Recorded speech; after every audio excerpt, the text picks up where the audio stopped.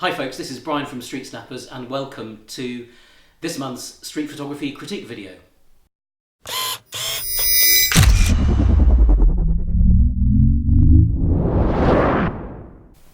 The challenge this month, which is a challenge that's open to people who have been on my workshops, was on the theme of Let's Party. And I've chosen a selection of pictures that are not only my favourites, but also a few that show potential but are not quite there, and I think maybe the photographer hasn't fully exploited the opportunity they had to get the right picture. So let's dive straight in and have a look. So just to remind you, this is the challenge from December for the Street Snappers Street Photography Club, and the theme for the challenge was Let's Party, which I thought was pretty appropriate given the time of year. So this first image we're looking at is by Paul Smith. Now, I've known Paul Smith for a few years, and he's becoming an accomplished street photographer, producing some great work, and this is his entry. I think overall it's a pretty good interpretation of the brief, and it does get across the theme Let's Party with some nice seasonal context in there. I like the fact that these guys dressed as Santa Claus are clearly in the pub enjoying a beer and seemingly having a nice time.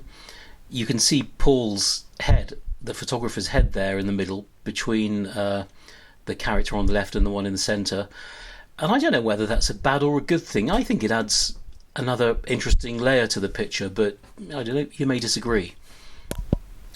One of the techniques that we use in street photography and that I talk a lot about on my workshops is the use of layers. And I think in here Paul has got some interesting layers, and layers do add a bit of volume to a picture, add a bit of depth. And so with this, the layers are the three guys there. You've got Paul's reflection is a layer. The background reflection of the other pub across the road is a layer. The lights are a layer. The window frame in the foreground is a layer, and it all just adds something, and it draws your eye through the frame quite effectively. I quite like the way that he's included those two bits of window frame, left and right. I think the eye contact is good. It's good that you can see two of the guys with their pints. The hand gesture from the guy on the right is quite good. Then you can just about see somebody just beneath the bobble on the hat of the middle guy, a person reflected in the window who is right next to that pint of beer, and that's also quite nice. So I think for me this is it's a good image. It's a good interpretation of the brief. It's a fun shot, maybe not a world beater, but a good effort, and really not a huge amount to criticise. Well done, Paul. And next up we've got Adam Crook. Adam also I've known for a few years, and he's been on several workshops with me. And it's another very Christmassy shot, and I think this is a really good interpretation of the brief Let's Party. These people, particularly the guy in the middle, have clearly had a good night. It's always a bit of a challenge with night shooting, battling against the light, and you've really got to whack up that ISO and not be afraid of a high ISO in order to have a pretty quick shutter speed.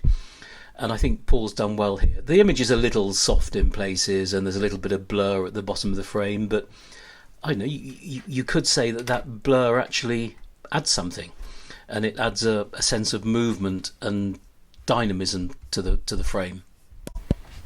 Maybe with this one I'd like to have seen a little more context and a bit more of a sense of place. Maybe there are other people in the scene who could have contributed to the scene. So maybe a landscape rather than a portrait crop would have worked, or shooting in landscape to start with. I don't know, it's easy to say these things after the event. Just looking at it again, and that sense of softness, maybe lack of focus, maybe not quick enough shutter speed. I just want to make the point here that street photography is not about perfection, and we can't always get absolutely everything right. It's much better to get the shot and maybe compromise a little on a little bit of softness here and there than not get the shot. It's better to get the shot, and that's exactly what Adam's done here. Yeah, I think it's a pretty good. I think it's a pretty good photo, and as I said, a good interpretation of the brief, and a very worthy contender. Thanks, Adam.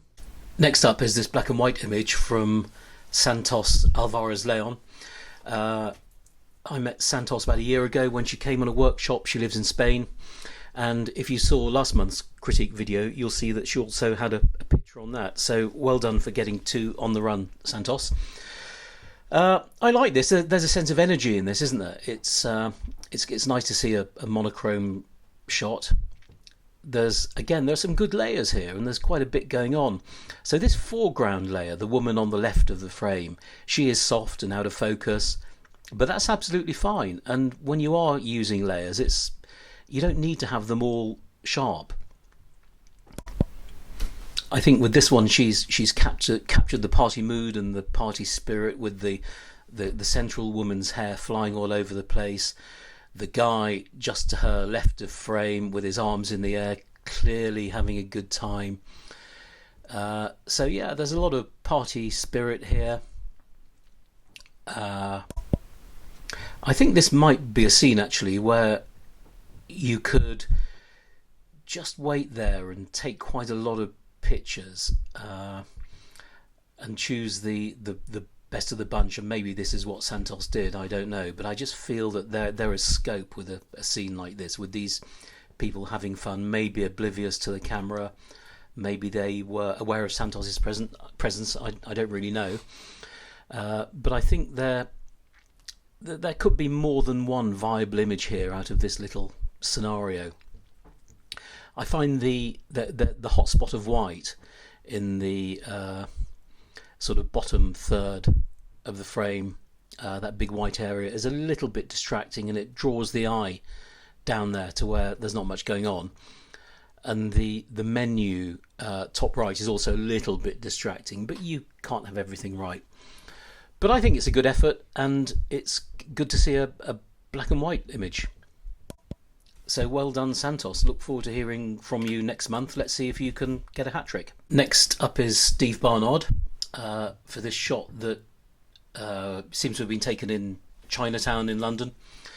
Again, it's a good interpretation of the brief. This guy is clearly having fun, although his expression doesn't look all that happy, but he looks like he's having fun. Shooting at night is quite difficult, and there's a compromise, I think, between getting enough light on the subject but not making the whole scene look so bright that it looks like a daytime shot.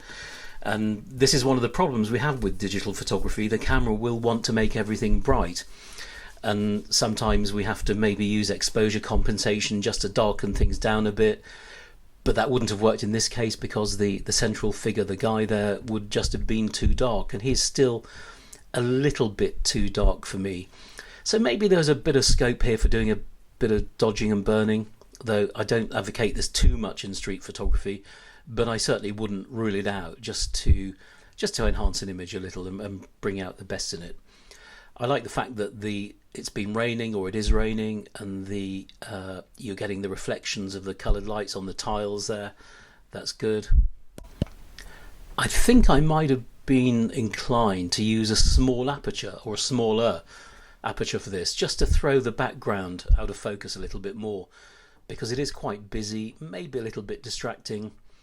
I just think it would be nice to isolate that guy a little bit more from the background, and maybe also to see more of him. Might have been worth standing back just a little and getting more of the red legs in the picture. But again, it's a reasonable interpretation of the brief, so well done, Steve. And finally, this picture from Tim Roberts. Now, I know exactly where this is taken. It's taken, I think, outside one of my favourite bars in Lisbon. And Lisbon is the most magical place for street photography. I was actually there with Tim earlier last year. but I know Tim took this in December because he went back for another visit. And I think this one isn't quite as faithful to the brief, which is my main point of criticism. The people are there clearly having a drink, but it all looks a bit subdued and serious. There's not exactly a feeling of let's party about this one. But it's quite an interesting picture. I think the first thing to note is the colour balance, and it's all quite sort of yellowy green. Maybe that's intentional from Tim in order to get some atmosphere into the shot. But it's maybe just a little bit too yellow for me. I quite like the splash of red on the person's head there sitting on the steps. But what I do like about this is that it's quite sort of dark and shadowy and mysterious, and there's a sense of intrigue about it, and you wonder, what are these people, what are they talking about? Are they talking philosophy? Are they plotting something? What's going on? It also gives you a sense of place, because those tiles are very Lisbon, and I'm sure, okay, you get these tiles in other parts of the world, but it looks to me like I look at those and I think straight away Lisbon. I find the light on the right hand side of the frame a little bit overpowering and distracting, so I might be inclined just to bring the highlights down a little bit on that. I look at this and I can't help feeling that it's a scene that maybe had more potential, and it might have been worth Tim experimenting with different camera angles, maybe different focal lengths. I don't know what cameras or lenses he had with him at the time, but maybe just trying some different angles and different views of this scene, because I just think this might not have been the best, but it's really hard to say. Composition wise it's not bad, but maybe a little bit unbalanced, with too much going on the left half of the frame and not a great deal on the right, other than that dominating street lamp, which I don't think adds a huge amount because it's too bright and overpowering, as I said. I like the splash of green bottom left. Maybe would have liked to have seen a bit more of that, but it's not a bad effort, and certainly a keeper, so well done Tim. And just before we leave this image, if anybody is interested in doing a workshop with me in Lisbon, I've got group workshops in June this year, 20th to 21st of June, and there's one place left on that one, and also in September, 12th to 13th of September, 2 places left on that one. If you like the sound of that, have a look at StreetSnappers.com. Well, now you've heard of what I make of this month's entries, perhaps you'd like to offer a bit of critique on your own. So any comments you've got, anything constructive, feel free to drop a comment in the box below. I'm sure the photographer would find it very helpful.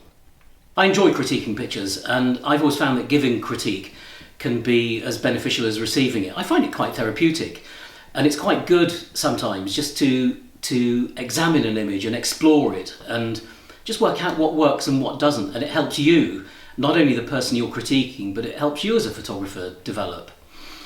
And I always try and make critique not too brutal, but frank and honest and maybe opinionated, but I always try and find something positive to say as well as the negatives. So I think that just about wraps it up for the December competition. The challenge that's now running, which is the January challenge, is on the theme of repetition. And repetition is a visual device that's been used by street photographers for a long time.